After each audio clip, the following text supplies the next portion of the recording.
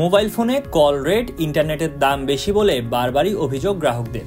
এবার গ্রাহকদের জন্য দুঃসংবাদটা আরও বড় হলো, কারণ 2024-25 অর্থবছরের প্রস্তাবিত বাজেটে কল রেট, ইন্টারনেট প্যাকেজ ও সিম কার্ড সহ বেশ কয়েকটি ক্ষেত্রে সম্পূরক শুল্ক আরও বাড়ানো হয়েছে। ফলে মোবাইল ফোনে কথা বলা, ইন্টারনেট ব্যবহার এবং নতুন সিম কার্ড কিনতে গ্রাহকদের বাড়তি টাকা খরচ করতে হবে। যেমন আগে মোবাইল ফোনের কল রেটের ওপর 15% ভ্যাট এবং 15% সম্পূরক শুল্ক দিতে হতো, এখন তা আরও 5% বাড়ানো হয়েছে। এর সঙ্গে ভোক্তাদের 1% সারচার্জ দিতে হবে।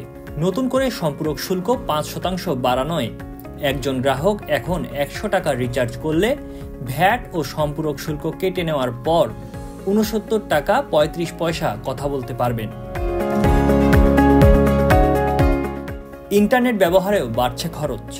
নতুন করে সম্পূরক শুল্ক 5% বাড়ানোয় একজন গ্রাহককে এখন 100 টাকার ইন্টারনেট প্যাকেজে ভ্যাট ও সম্পূরক শুল্ক বাবদ 30 টাকা 65 পয়সা কর দিতে হবে।